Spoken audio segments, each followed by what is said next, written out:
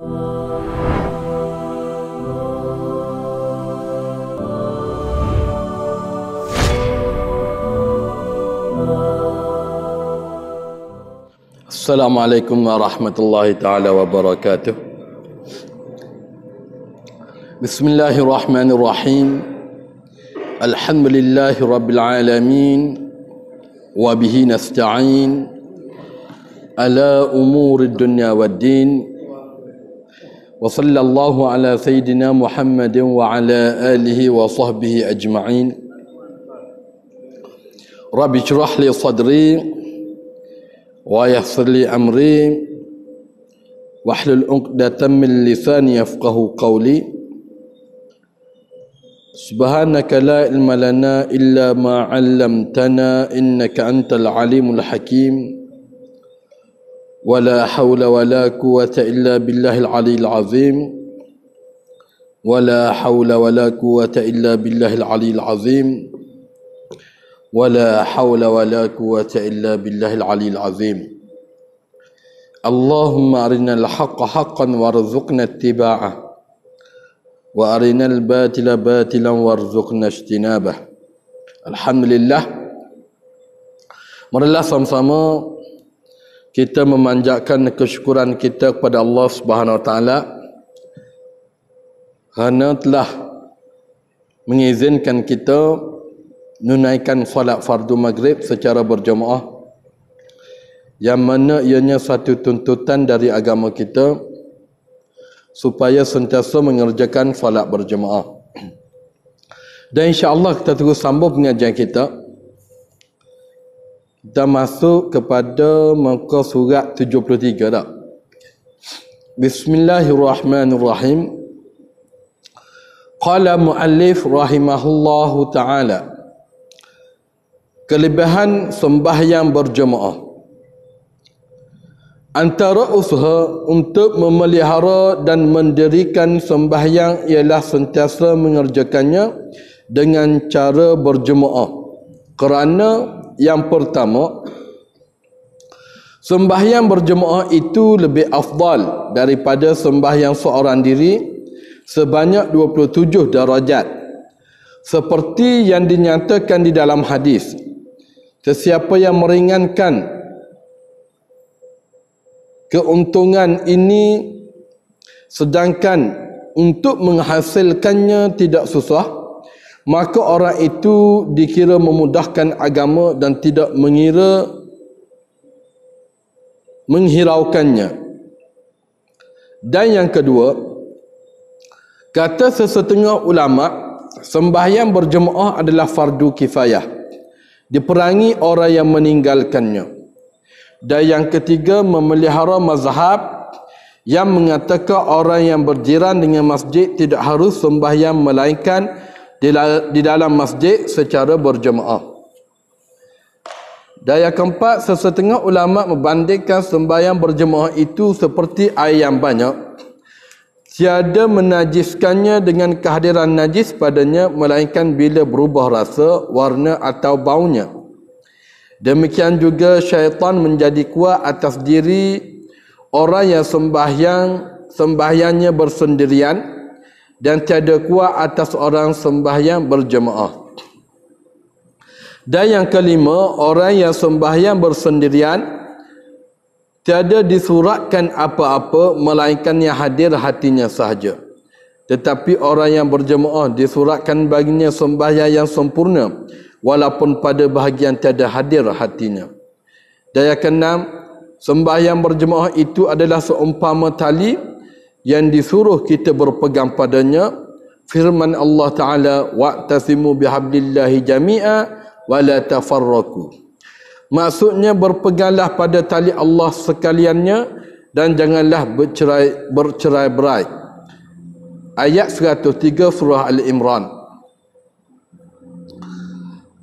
Orang yang lalai daripada sembahyang jemaah dikira sangat besar kelupaannya terhadap kepentingan agama dan sangat sedikit kesungguhannya mengenai kerja-kerja yang berkaitan dengan akhirat.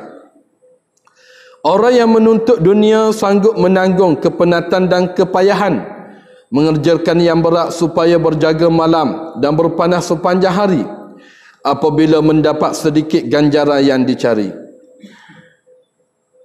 Sesuku atau sebesar ibu jari, dia dapat melupakan segala kesulitan yang ditanggungnya dan segala kesusahan itu dipandang remeh sambil mengira pencapaian habuan dunia yang fana sehingga tidak menyedari Tuhannya yang amat besar. Okey, tengok. Dia kata kelebihan sembahyang berjemaah, antara usaha untuk memelihara dan mendirikan sembahyang ialah sentiasa mengerjakan dengan cara berjemaah, kerana sembahyang berjemaah itu afdal daripada sembahyang seorang diri sebanyak 27 darajat, seperti yang dinyatakan di dalam hadis, sesiapa yang meringankan keuntungan ini sedangkan untuk menghasilkannya tidak susah, maka orang itu dikira memudahkan agama dan tidak menghiraukannya. Okey, kebanyakan kita ni tahu belaka dah. Kebanyakan tahu belaka. Kalau tanya budak berhenti dah. Kalau tanya budak pasti reti. Kalau tanya budak tadika reti. Tanya budak sekolah reti. Reti ke apa? Kalau tanya kelebihan maya jemaah dengan seorang diri mana hak molek. Dah. Rasa budak-budak boleh jawab belaka dah. Dah. Maknanya kalau budak boleh jawab, orang tua lebih-lebih lagi. Nah, reti bukan tak reti, tapi nak buat tu payah. Nah, bukan tak tahu-tahu belaka. Semaya jemaah ni kelebihan di atas orang maya seorang diri 27 kali ganda. Satu riwayat mengatakan 25. Dan macam mana kita nak lekat maya jemaah? Nah, kalau kita tidak, maknanya wajibkan ke atas diri kita. Kita ni maknanya kena lazimkan ataupun kena mistikan diri kita ni kena letak maya jemaah tu wajib ke atas kita. Kerana sebahagian mazhab-mazhab tak menetapkan semaya jemaah tu wajib. Seperti mana mazhab Hanafi wajib, tak mazhab Hambali wajib, dan satu bahagian daripada mazhab Maliki pun wajib, dan satu bahagian dan pendapat dalam mazhab kita pun wajib berjemaah. Maknanya kalau kita tak mari berjemaah, berdosa. Nah, kita ni kalau bab lain tak ada masalah. Dah. Kalau bab dunia tak ada masalah. Bab jemaah ni, bab semaya jemaah ni jadi payah. Nah, sedangkan kita semua tahu semaya jemaah ni memang kok mana-mana dah Allah Taala jadikan solat itu sempurna dalam hatinya walaupun tidak hadir khusyuk. Boleh sempurna.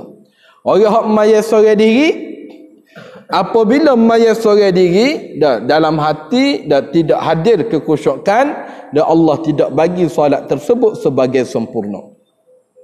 Maknanya kalau kita maya seorang diri ni banyak kena.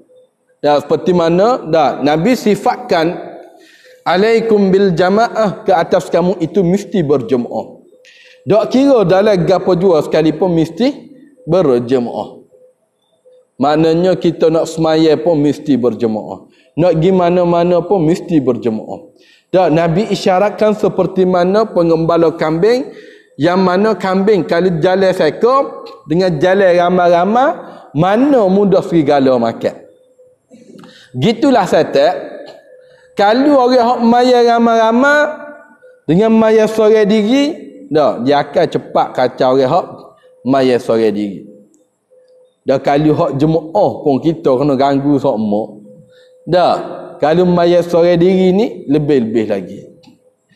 Maknanya kita kena letakkan jemaah tu, kita mesti lazimkan ke atas kita jadi wajib supaya kita kena hadir. Sebab apa? Kerana kita tak nampak pahala dia. Kerana tak nampak. Kalulah contoh, masjid Pini ni sekali mari maya jemaah boleh 50 riyal. Agak-agak ramai dah orang. Dah ayah 50, 10 riyal ramai dah. 10 riyal pun ramai dah sebab kita nampak. Padahal kita wajib beriman adanya dosa pahala. Pahala tu ada.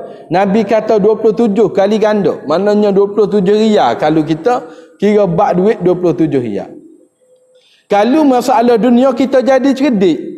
Cerdik lagu mana? Cerdik orang tanya 27 dengan so mana lebih banyak? Kalau bak duit. Kalau kita pilih hak mana? 27 hia ke pilih seria? 27. Dah.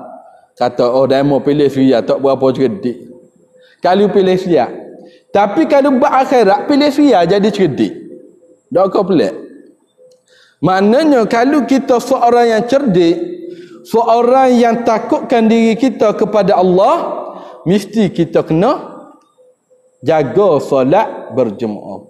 Kalau orang yang sentiasa jaga solat berjemaah, jika ada keuzuran yang tidak boleh dia hadir untuk solat berjemaah, walaupun dia semaya di rumah sekalipun, tetap dikira pahala berjemaah. Itu bagi orang yang lazimi sentiasa jaga semaya jemaah. Sebab itulah dak kita ni kalau bab semaya ni payah. Tak payah.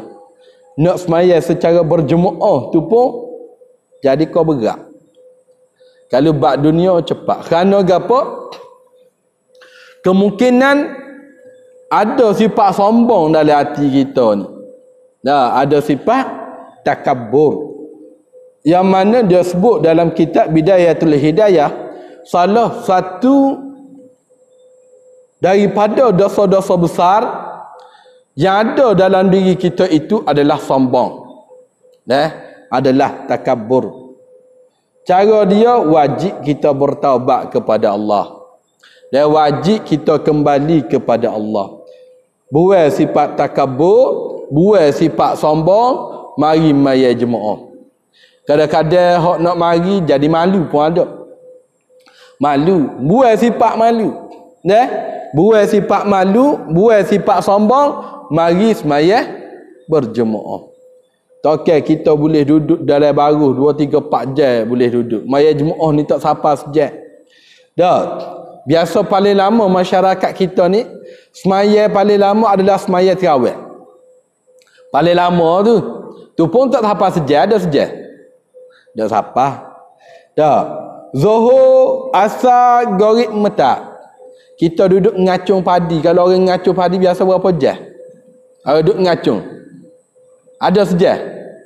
Boleh tak? Boleh.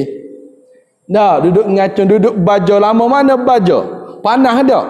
Panah. Ke masjid ni panah? Tak. Tapi boleh tak? Dengan sebab gapo kita nak? Pak habuan. Orang-orang getah turun pukul berapa? Pukul 4 kadang-kadang turun dah. Ya? Pukul 4 ada tak turun pukul 4? Ada.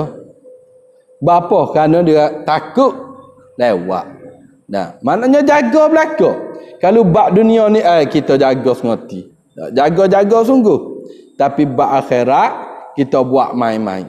Padahal kehidupan yang abadi kita adalah di akhirat. Walal akhiratu khairul laka minal ula. Bagi akhirat kamu itu terlebih utama daripada dunia. Allah Ta'ala sebut, walal akhiratu khairul laka minal ula. Bagi kamu akhirat itu lebih utama daripada dunia. Sebab apa? Kerana kehidupan di akhirat lebih lama daripada kehidupan dunia. Kita tengok orang hak mati dah kampung kita ni. Ada dah hak mati dah lebih 20 tahun. Ada. 30 tahun? 40? Ada. 50? Ada. Kadang-kadang umur berapa? Umur masa mati itu 30 tahun. Dia mati lama mana dah? Mati 40 tahun lebih dah. Dan umur dia tu 30 masa mati. Tapi duduk dalam kubur tu 40 tahun lebih dah. Ada. 50 tahun lebih dah. Ada. Tu baru di alam kubur.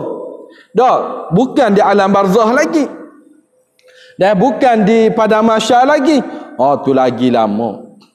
Mana kita hidup ni sementara aja. Dan bila kita hidup sebagai penumpang di atas muka dunia ni, kita buatlah cara kita menumpang. Dan maknanya kita sebagai tetamu di atas dunia ni, buatlah diri kita sebagai tetamu. Kita mari rumah orang, lagu mana adab kita dengan tuan rumah. Gitulah kita atas dunia, lagu mana adab kita dengan Allah. Segala perintah Allah kita buat. Segala larangan Allah kita tinggal. Tak baru selamat hidup kita. Okey. Dan yang kedua dia kata setengah ulama sembahyang berjemaah adalah fardu kifayah diperangi orang yang meninggalkannya. Maknanya fardu kifayah jika contoh kampung pini tak ada sesahabuk buat sembahyang berjemaah tak ada langsung, dia dihukum berdosa belaka. Kalau suruh buat tak buat juga, wajib bunuh belaka sekampung, wajib perangi sekampung. Kerajaan maknanya mengeluarkan fatwa ikat orang pini tak bunuh. Sebab apa? Kerana tidak mengerjakan fardu kifayah. Maknanya kalau buat 2 orang lepas dah. 2 orang aja buat. Dan tak ramai 2 orang. Dah kampung pini berapa orang? Ada dalam 1000 orang. Hak buat jemaah berapa orang? 2 orang lepas dah. Maknanya kalau 2 orang tu buat, orang lain jadi selamat belaka. Asal hukum fardu kifayah, bila buat 2 orang, hak lain jadi sunat muakkad. Dia kata Imam Rafi'i rahimahullah, dia dijadikan sebagai sunat muakkad apabila orang lain buat dah. Tapi kalau tak buat belaka, dia dihukum sebagai fardu kifayah. Maknanya fardu kifayah kalau tak buat belaka, berdosa belaka. Dan wajib kena bunuh kalau tidak menjalankan selepas diperintah. Okey. Dia kata situ hukum solat berjemaah di sisi 4 mazhab. Adapun hukum solat jemaah maka ia wajib di sisi mazhab Hanafi, mazhab Hambali. Satu pendapat mazhab Syafi'i dan setengah pendapat mazhab Maliki. Tengok. Maknanya tentang kewajipan solat berjemaah itu kebanyakan ulama meletakkan wajib. Mazhab Maliki kata wajib, mazhab Hambali kata wajib, dan setengah daripada mazhab Syafi'i, Imam Syafi'i rahimahullah mengatakan wajib juga berjemaah. Maknanya kalau tak semaya jemaah ni berdosa. Tak semaya berjemaah berdosa. Sebab tu jaga semaya berjemaah. Takut kita semaya rumah seorang ni jadi sia-sia. Tak jadi sia-sia. Bila jadi sia-sia, rugi saja kita. Baiklah contoh umur kita ni semakin meningkat. Umur kita ni semakin hari semakin dekat dengan Allah. Kita habiskan sisa hidup kita ni dah umur 40 lebih ke atas, biar habiskan masa itu di masjid. Habiskan masa tu dengan berzikir kepada Allah, dengan banyak baca Al-Quran, dengan sentiasa mengingati Allah, dengan banyak hadir dalam majlis-majlis ilmu, hadir solat berjemaah. Kerana apa? 40 lebih ni kebiasaan biasa. Kalau kecek dari segi adat nak tak ada. 40 lebih ni biasa nak tak ada. Bila gitu kita tahu kita ni semakin dekat dengan kematian, semakin banyak kita kena beramal. Paling-paling kurang kalau kita tak boleh nak jaga qabliyah, ba'diyah, duha, witir, puasa Isnin Khamis, kita tak boleh nak jaga berjemaah dulu. Tak payah. Maknanya mari semaya zuhur nak balik-balik. Asal mari pula. Garik mari pula, lepas tu balik. Kita ni banyak duduk rumah daripada masjid sebenarnya. Maknanya duduk masjid ni sejak sehari suruh tak sapah. Maknanya biar ambil masa untuk kita, bukan orang lain. Kalau duit kita boleh simpan, apatah lagi pahala kita. Ada orang simpan duit, dia tahu duit ni contoh. Dia menabung daripada sebelum nikah, siapalah boleh anak dia menabung. Dia mikir ke apa? Duit ni untuk kalau aku mati anak bini boleh pakai pula.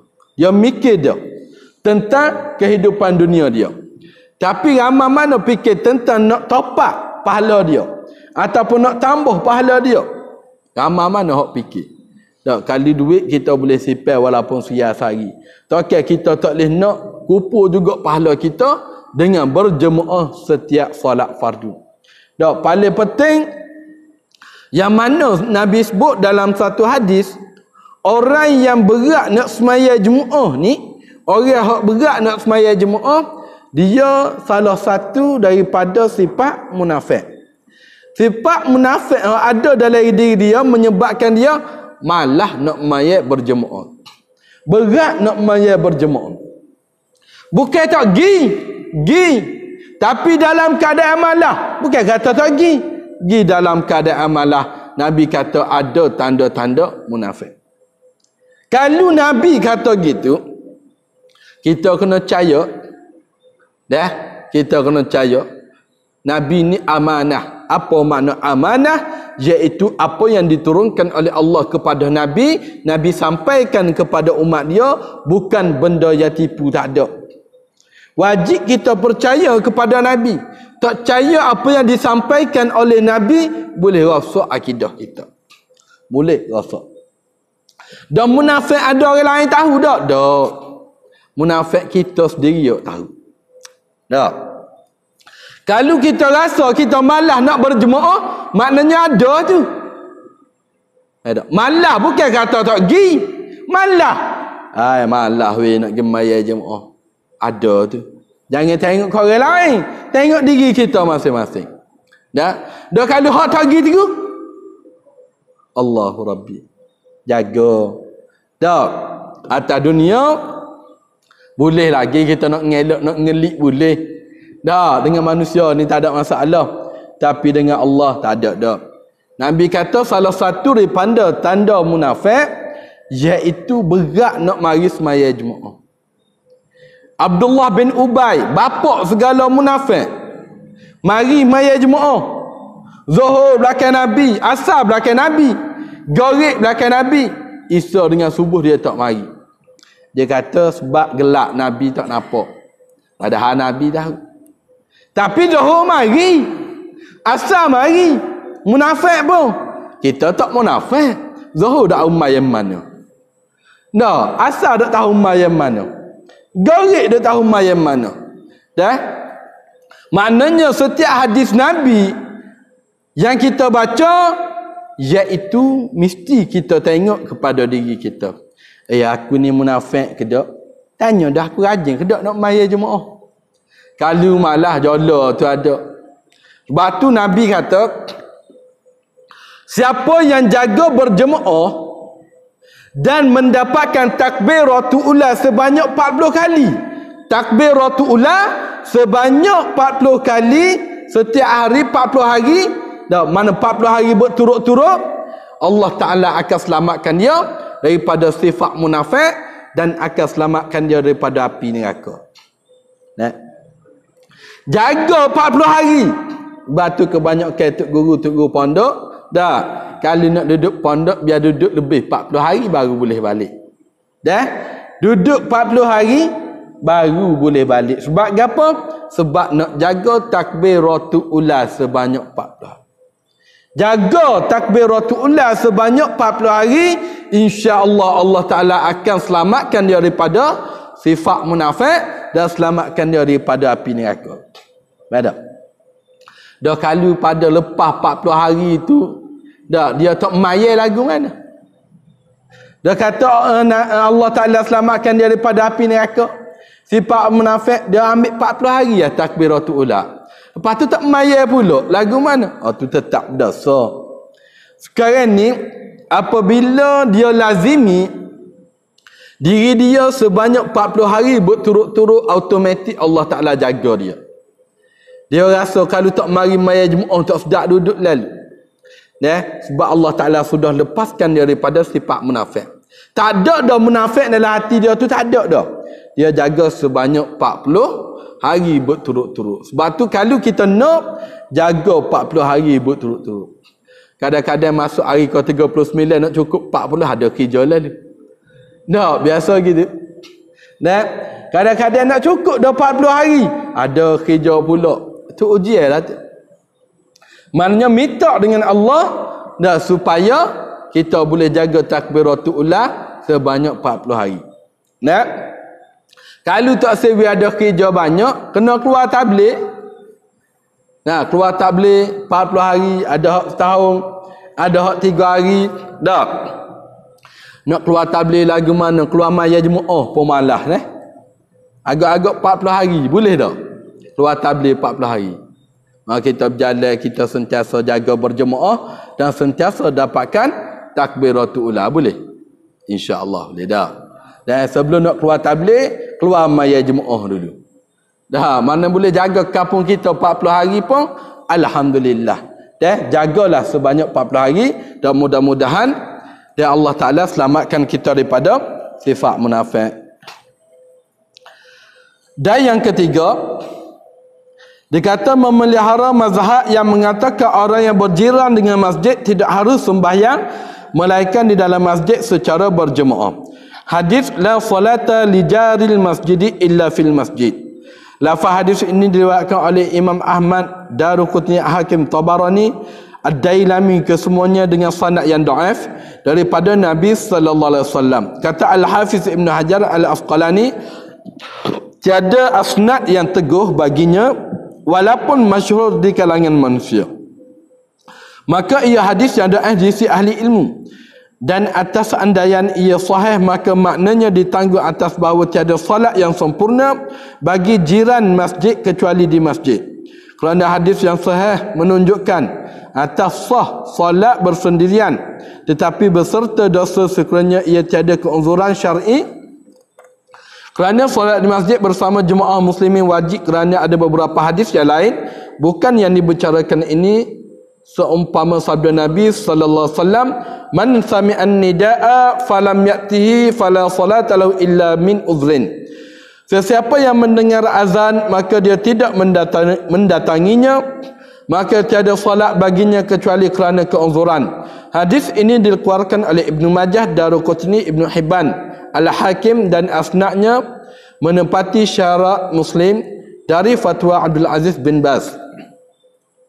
Dan dia kata tadi, bagi orang yang berjiran dengan masjid, maknanya orang yang dekat dengan masjid. Orang yang dekat dengan masjid, kalau semaya di rumah, solat tersebut tidak dikira. Maknanya walaupun sah di sisi mazhab kita, tapi pahala tidak dapat. Kerana apa? Kerana menepati dengan hadis Nabi sallallahu alaihi wasallam, siapa yang mendengar azan, wajiblah dia mari ke masjid kecuali ada keuzuran. Kalau kita ni dengar azan sebaik-baiknya, mari di masjid. Kadang-kadang kita ni duduk kedai kopi, dah eret gorik boleh, siapa kaisar boleh. Duduk kedai kopi, duduk buam, duduk gapo, duduk tahu. Dah dengar tu bila panggil hayya 'alas solah, marilah semaya. Hayya 'alas solah, marilah semaya. 2 kali ulang tu. Tapi awak duk tahu gitu. Dah. Apabila kita buat pekak sombong, kita takut Allah Ta'ala jadikan kita golongan orang yang pekak sombong. Summun bukmun umyun fahum la yarji'un. Mereka tu pekak dan mereka tidak akan dikembalikan oleh Allah. Maknanya bukan pekak, dia buat tak dengar. Orang ngajar buat tak tahu. Orang azan pun buat tak tahu juga. Kata kelebihan semaya jemaah, buat tak tahu juga. Sampai satu tahap Allah Ta'ala cok atas hati dia tu buta dari nak beramal soleh. Na'udzubillah. Khatamallahu ala qulubihim wa ala sam'ihim wa ala absarihim ghishawah wa lahum azabun azim. Allah Ta'ala telah mencopkan ke atas hati mereka itu. Allah Ta'ala cok dah. Mana cok tanda? Bila ada cok tanda kan? Dan penglihatan mereka itu Allah Ta'ala tutup dah. Walahum azabun azim, dan bagi mereka itu azab yang pedih. Na'udzubillah. Dah, kita takut gitu. Apabila kita dengar azan tapi buat tak tahu sampai satu tahap, kita orang umum, kita mati orang pakat buat tak tahu belaka, wallahu a'lam. Sebab yang menggerakkan hati orang beriman itu adalah Allah. Tak mustahil Allah Ta'ala gerakkan hati kepada para jemaah apabila mati orang itu tak payah pergi. Tak mustahil. Itu hak Allah. Dan siapa dia mati demo tu, maya jemaah pun tak ajin mari. Kau ngajar pun tak ajin mari. Giwat gapo? Biar anak-anak dia biar anak bini dia dia reti belakang dah tu dia tak mari tu. Kalulah Allah Ta'ala meletakkan sifat sombong kepada para jemaah supaya tidak hadir kepada orang yang mati, orang yang tidak hadir solat berjemaah, lagu mana? Lagu mana agak-agak? Salah satu takabur tidak boleh salah satu daripada dosa besar. Tapi ada takabur yang dibenarkan dari syariat, iaitu takabur ala mutakabburin sedekah. Takabur di atas orang takabur tu sedekah. Maknanya orang buat sombong, kita buat sombong tak apa. Demo sombong dengan Tuhan, demo sombong nak dengan masjid pun demo sombong, nak maya jemaah pun demo sombong, tapi bila mati demo buat tak sombong. Agak-agak dok, kalau Allah Ta'ala balikkan hati-hati orang yang semaya berjemaah ni supaya tak pergi lagu mana kita rasa. Dan kan Nabi kata kalau nak tahu kematian tu baik, dok apabila dia mati ramai orang ziarah. Bila dia mati ramai orang ziarah. Tengok, hak tu orang yang baik. Kita takut apabila kita sombong, kita tak semaya jemaah, Allah Ta'ala letak cak atas hati kita ni supaya tidak hadir solat berjemaah, tak nampak dah jemaah dengan tak jemaah ke, kita rasa serupa je, na'udzubillah. Okey.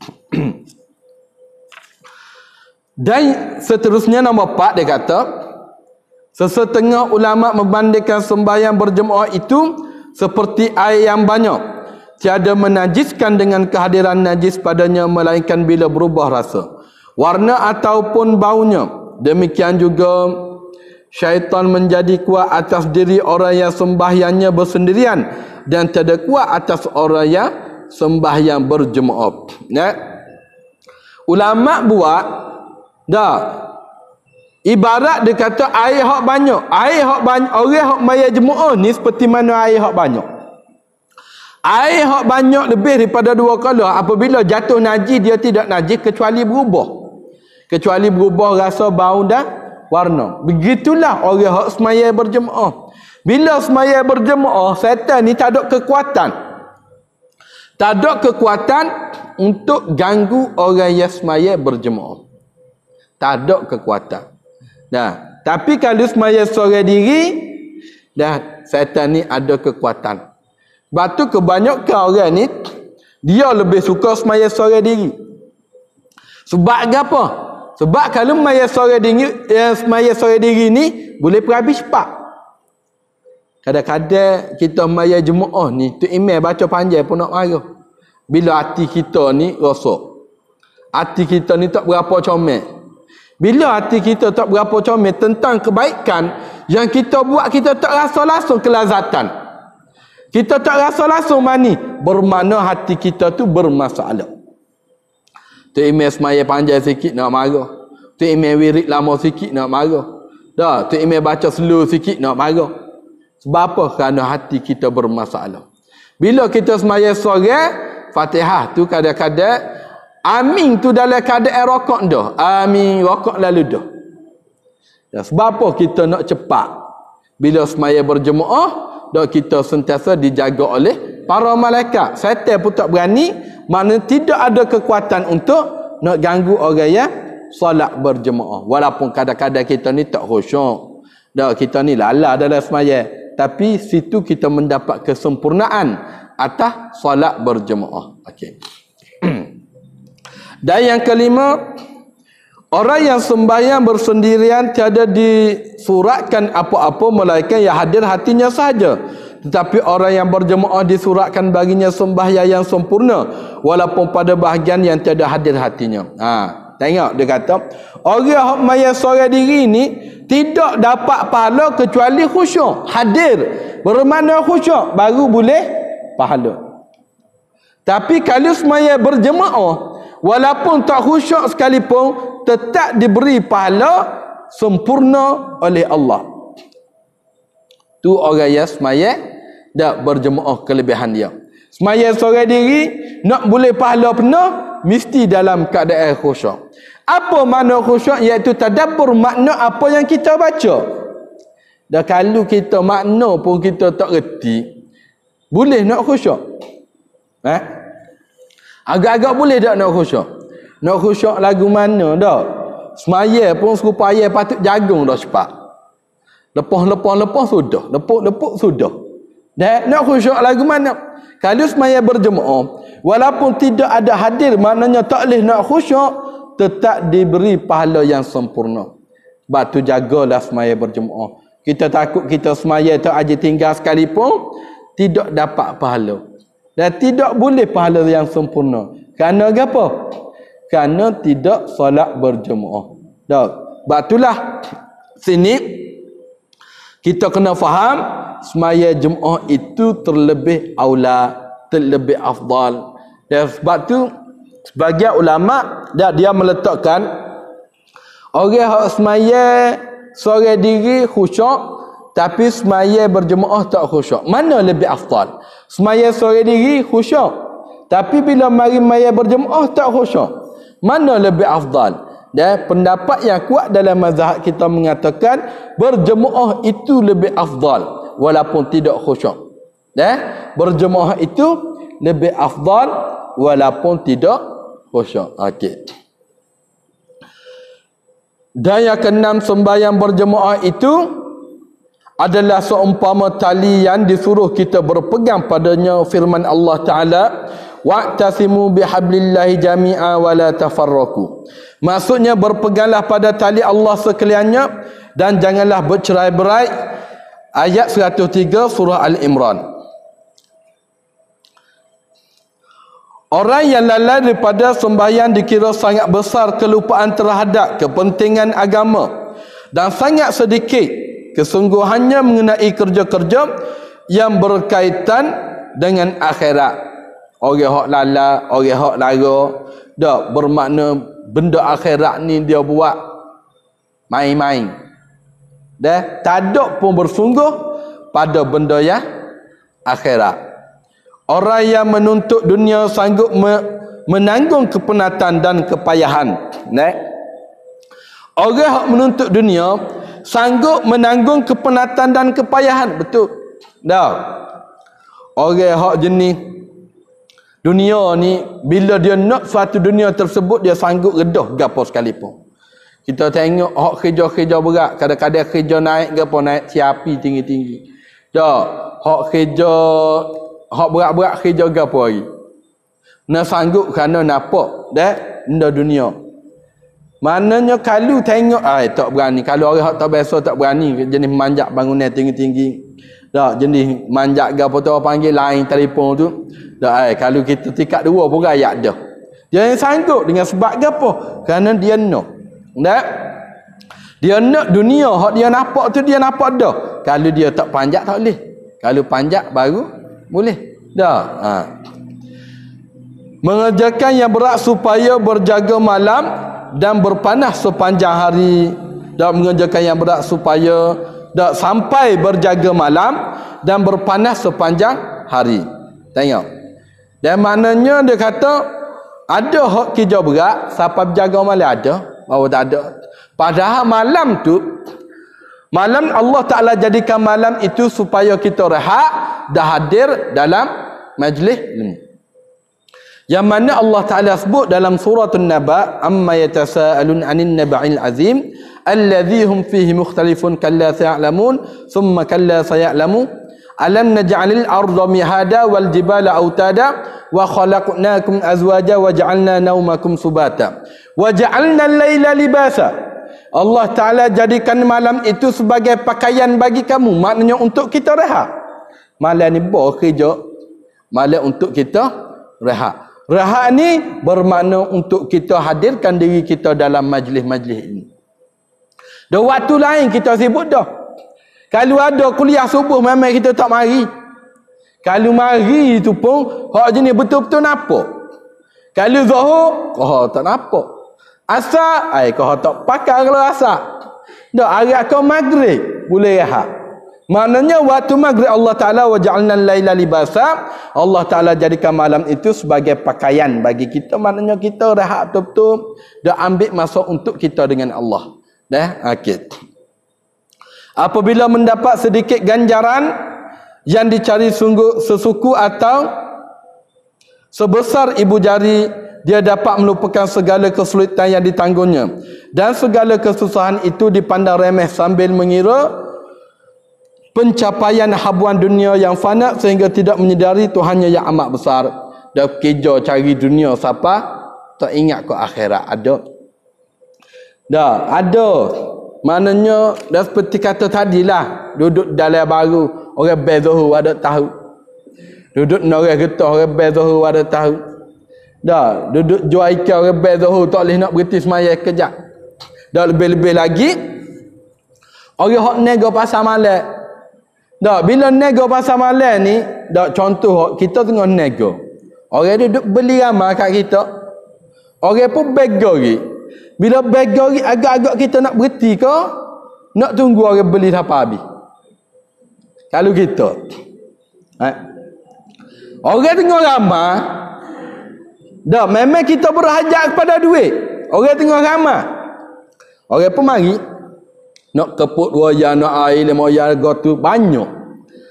Tengah-tengah beli kita pun marah. Balik orang ber dah ni. Tak reti ke? Berani tak ayat kita? Agak-agak berani ke tak?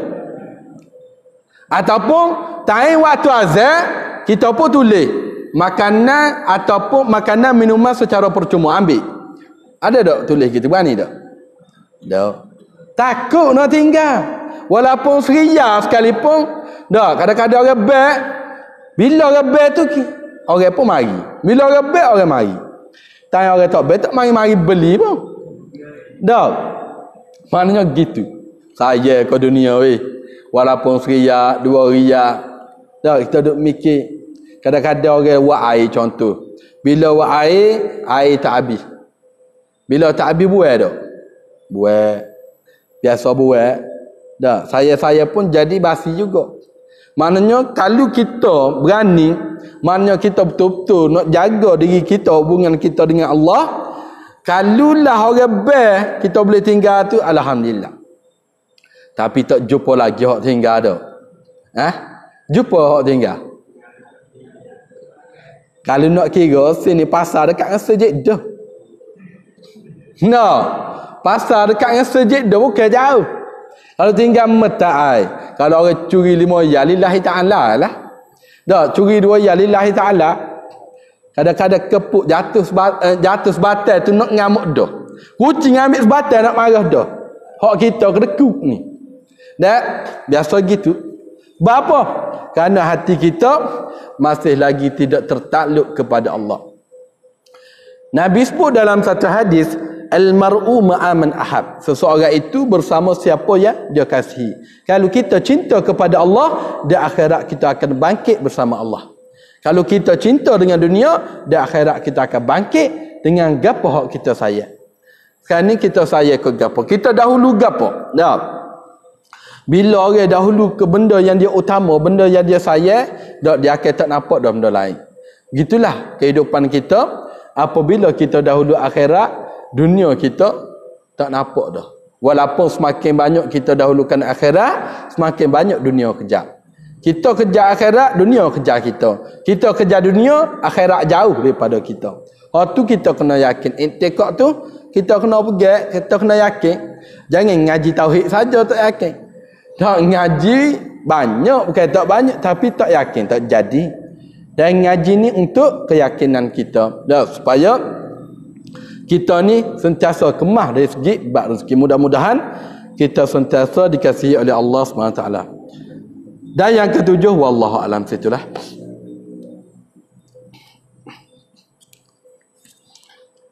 Ni ada soalan ada. Yang pertama, ketika saya membaca doa kunut, boleh ataupun tidak saya menadah tangan betul-betul rapat dengan muka.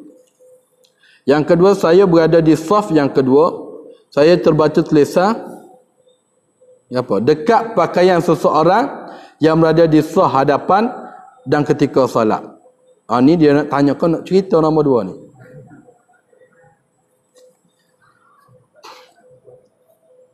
Pertama, dia kata ketika saya membaca doa kunut, boleh ataupun tidak saya menadah tangan betul-betul rapat dengan muka. Masalah tadah tangan ataupun tak tadah tangan itu sunat.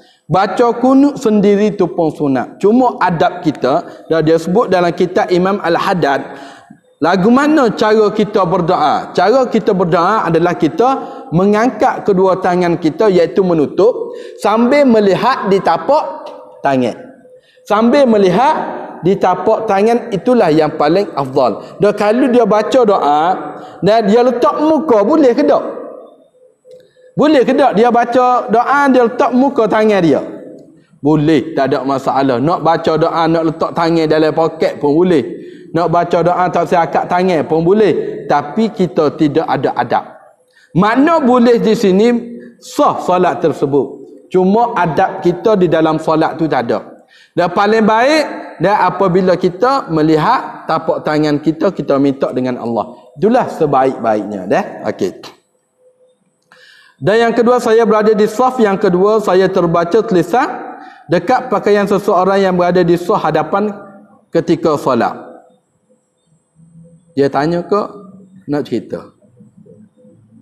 Mungkin dia nak tanya hukum gapo baca tulisan di pakaian. Memakai baju yang bergambar ataupun yang bertulisan di dalam solat hukumnya makruh. Dan memakai baju yang bergambar di dalam solat dan ataupun tulisan adalah makruh. Walaupun tulisan tersebut benda hak baik. Berpegang kepada tali Allah, benda baik. Islam itu agama yang tertinggi, benda baik. Tapi kalau dalam semaya jadi makruh. Walaupun gambar kita pakai gambar tu gambar siapa? Gambar orang yang alim. Benda comel. Tapi dalam semaya jadi makruh. Dan disunatkan dalam solat itu tak memakai pakaian yang warna putih, pakaian yang tidak menarik perhatian para jemaah. Lah ni trend orang puai pakai kain maya warna-warni. Kadang-kadang dak menyebabkan makruh. Kerana apa? Kerana jadi trend, jadi makruh. Bapa? Lah tengok keadaan ni, contoh orang puan ni beli baju, dah beli kain maya lah, beli kain maya warna merah. Bila beli warna merah tengah maya tengok makcik depan ni pakai warna biru, comel lagi. Tengah maya ni nyesal ke beli warna merah. Kalau tahu beli warna biru. Maknanya warna-warna tersebut menyebabkan jemaah-jemaah ni dak jadi kurang perhatian, tumpu kepada solat. Dah pernah kata Habib Abdullah bin Syihab, orang yang semaya di Masjid Imam Al-Haddad makruh. Masjid Imam Al-Haddad terletak di Tarim di Hadramaut. Sebab apa makruh maya masjid tu? Dia kata kerana ada sutil lapu tu, dia besar, biasa orang semaya ni dia akan tengok ke lapu tersebut. Menyebabkan makruh. Benda yang menyebabkan kita hilang perhatian itu adalah makruh. Dia pakai baju hak jenis ada gambar siapa-siapa sekalipun hukumnya makruh. Dan sebaik-baiknya pakai baju hak kosong, gitulah orang puan. Sebaik-baiknya pakai warna putih. Orang nak nego dia buat warna pelik-pelik. Nak nego, nak suruh kita rajin semaya, kita beli kain maya rumah juga. Dah bukan mari maya jemaah pun. Kadang-kadang beli kain maya tu banyak, berapa lah? 4 lah 5 lah sebab tengok comel. Maya tu Zuhur pukul 3 pukul 4 baru maya. Nah, kadang-kadang asar tu nak gorik baru maya asar. Kain maya banyak. Tu jadi masalah. Dah sebab tu sebaik-baik pakai warna putih. Sama ada kita pakai baju yang beriklan, iklan tu iklan hak baik, tu harus dan tak ada masalah. Kalau iklan tu iklan yang mengarahkan kepada benda yang haram, hukumnya menjadi haram juga. Pakai baju ke apa? Pakai baju arak, haram. Dan pakai baju cap arak, maknanya kita menggalakkan orang supaya minum arak. Kita kata tak ada gapo, pakai saja-saja. Tak boleh. Hukumnya haram juga. Dan ataupun kita pakai baju benda yang menyebabkan orang lain jadi naik syahwat, gambar apa seksi. Itu haram juga, tidak boleh. Maknanya baju yang ada gambar-gambar yang zat dia jadi haram, maknanya hukumnya akan menjadi haram juga. Asal harus, tapi kerana perbuatan dia tu haram, jadi haram juga. Okey. Wallah. Ada yang tanya?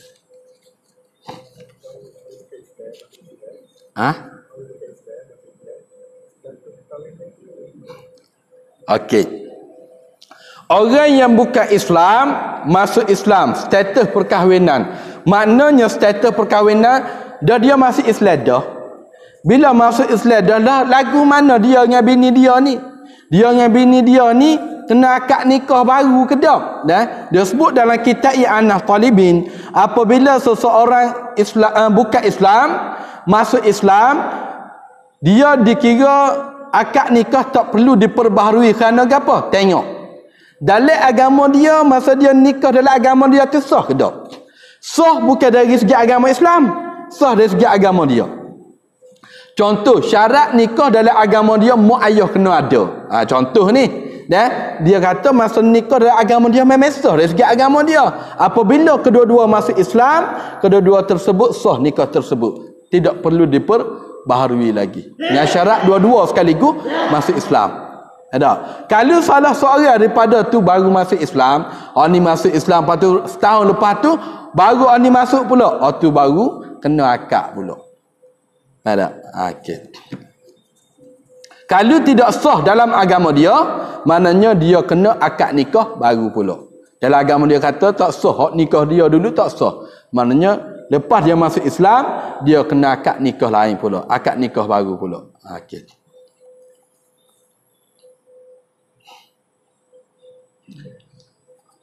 Apakah ciri-ciri pemuda yang baik dan cara hargai usia muda? Dan Nabi SAW sebut dalam satu hadis, seorang pemuda yang baik itu, iaitu usia mudanya dia habiskan masa tersebut di masjid. Pemuda yang baik, dia habiskan usia masa tersebut itu di masjid. Ramai mana pemuda habiskan masa di masjid? Hak habiskan masa di masjid, hak nak habis usia belaka dah. Banyak ke hak habis masa di masjid dalam masyarakat kita ni, hak nak habis usia dah. Kalau orang puat menopah dah. Maknanya tak ada hak dah. Pakai pecah belaka dah. Maknanya lebih 63 umur tu pun subsidi dah. Lebih hak tu hai bagi.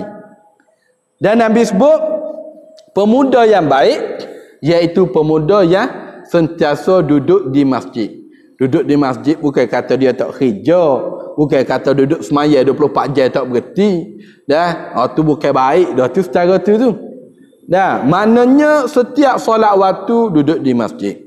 Ada majlis ilmu pergi masjid. Setiap benda perkara maknanya dia utamakan masjid. Bukan kata tak dunia, tak ambil dunia. Kata Syekh Yusuf Qardawi, ambil akhirat itu bukan bermakna meminggirkan dunia. Kita ambil akhirat bukan bermakna kita meminggirkan dunia. Kita dahulukan akhirat bukan bermakna kita kena buat dunia. Dunia kena ambil sebab kita hidup atas dunia. Dan hukum-hukum dunia kita kena ada. Hukum-hukum manusia kita kena ada. Sebab tu kita kena ada benda hak dunia. Cuma akhirat kita kena dahulukan. Sebab apa? Nabi sebut pemuda yang baik itu ialah yang duduk di masjid, kerana jarang benar orang muda yang duduk di masjid. Jarang sangat pemuda yang duduk di masjid. Kita kena ingat pemuda itu adalah tunjang bagi agama Islam. Pemuda itu adalah benteng bagi agama Islam. Nak agak ke hak tua-tua tak agak. Seperti mana di zaman sahabat, Islam tersebar bukan kerana sahabat yang tua-tua. Islam tersebar itu kerana orang yang muda. Tengok masa mula-mula sekali peluk Islam di zaman Rasulullah SAW, iaitu dari kalangan hak muda-muda, kebanyakan hak muda-muda. Hak tua siapa? Salah seorang hak tua hanyalah Sayyidina Abu Bakar As-Siddiq. Hak lain muda belaka. Sebab apa? Sebab agama itu naik kerana orang muda. Dan kita tengok, kalulah contoh masjid ataupun kampung kita ni, tak ada orang muda yang mengendalikan masjid ataupun mengendalikan program-program ilmu, dak kemungkinan besar kampung tu maya Jumaat tak ada, maya mayak pun tak ada, azan pun akan tak ada, kemungkinan besar. Dah, kalau tak percaya tunggu dah lihat. Dah, jangan we orang muda mari masjid, lok kau orang tua-tua. Dah, tunggu orang tua hak ada ni tak ada. Boleh tengok lagu mana cara kedak bab mayak, bab mandi mayak, cara kedak. Sebab itulah learning dak sebaik-baiknya orang tua Kena sentiasa dekatkan diri dengan orang muda, jangan sombong. Dan jumpa orang muda buat macam saing kita. Dan jumpa orang yang lebih muda buat macam saing. Dan orang muda apabila tengok orang tua buat seperti ayah sendiri. Maknanya kita menghormati. Apabila ajak pergi masjid, ajak pergi masjid ataupun ajak dalam program-program ilmu, orang muda ajak orang tua ajak orang muda. Cuma pak kita ni malu. Bukan tak boleh nak buat, malu. Kadang-kadang sama-sama muda pun orang hak muda sendiri malu. Dah kan Nabi kata balighu anni walau ayat, sampaikan daripada aku walaupun satu ayat sekalipun royak. Tapi malu. Bukan kita nak tunggu aling baru boleh royak kau orang. Dan takkan nak tunggu kita ni pahal belaka. Baru boleh royak kau orang, baru boleh ajak orang mari masjid dah. Maknanya memadai kita tahu di masjid tu benda hak baik. Bila tahu di masjid benda hak baik, kita ni pakat-pakat ajak. Tak kira jumpa mana sekalipun duduk kedai kopi. Malam ni ada kuliah ni. Pakat mari lah. Kita sekurang-kurangnya kita sampaikan apa yang diperintahkan oleh Nabi. Benda hak baik. Kita lepas dah situ. Kita takut kita ni tak lepas lagi. Sekurang-kurangnya apabila kita royak, dia dengar. Dia dalam dua nak mari ke dok. Kalau dia mari, alhamdulillah. Kalau dia tak mari, ajak lagi. Dan kita kena royak. Hak mari masjid bukan kata hak tahu belaka, bukan hak kata hak baik belaka, bukan kata hak molek belaka. Hak tak molek banyak daripada hak molek. Kalau molek belaka tak mari masjid dah, ni duduk rumah dah. Kalau pandai belaka dah tak mari masjid dah, pakat duduk rumah sebab pandai belaka dah. Kita mari atas dasar kita ni dengan Allah. Dan atas dasar kita dengan Allah, hubungan kita dengan Allah. Dan sama ada dalam majlis ilmu ataupun solat berjemaah, dah pakat-pakatlah kita sampaikan dah hak baik. Wallahu a'lam. Bismillahirrahmanirrahim. Allahumma faqihna fid din wa 'allimna hikmata wa ta'wil. Allahumma zidna ilman nafi'a. Allahumma 'allimna ta'wil Quran. Allahumma aghnina bi'ilmi wa zayyibil ma'akrimna bittaqwa jamna bil afiyah. Ya Rabbana anta ilahuna nahbuka jahil wa anta arzuqana ilman nafi'a. Wa sallallahu ala sayyidina Muhammadin wa ala alihi wa sallam. Alhamdulillah rabbil alamin.